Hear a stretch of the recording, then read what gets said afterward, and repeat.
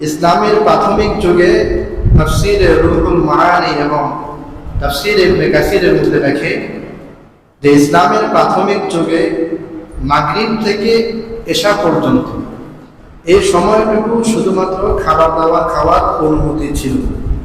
এশার পর থেকে আবার সারা রাত সারা দিন রোজা। তাহলে আমরা যদি হিসেব করি তাহলে আমরা দেখি প্রায় 23 ঘন্টা রোজা ছিল। 23 ঘন্টা, কারণ মাগরিব থেকে এশা পর্যন্ত 1 ঘন্টা বা 1.5 ঘন্টা, বাকি আপনার 22 থেকে 23 ঘন্টা ইসলামের প্রাথমিক যুগে রোজা ছিল। এর ফলে সাহাবায়ে কেরাম অনেক কষ্টে তারা দিন যাপন করতে লাগলেন, যে সারা রাত রোজা সারা দিন রোজা।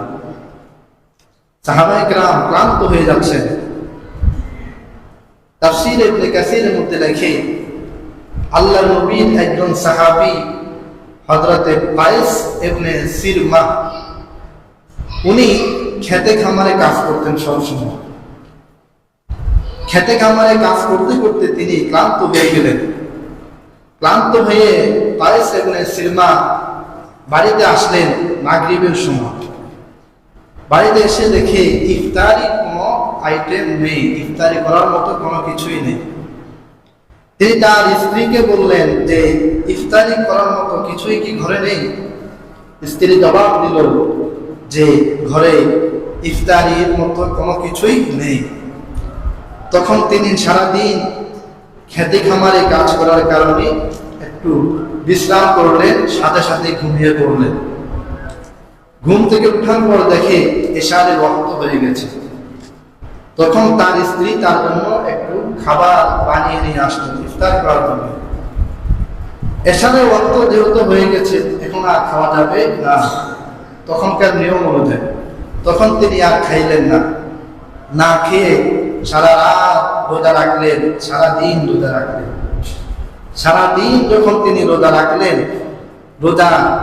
রোজার ক্লান্তিতে তিনি আবার মাঠে কাজ করেন, দুটো মিলে তিনি ক্লান্ত হয়ে বেহুশ হয়ে গেলেন।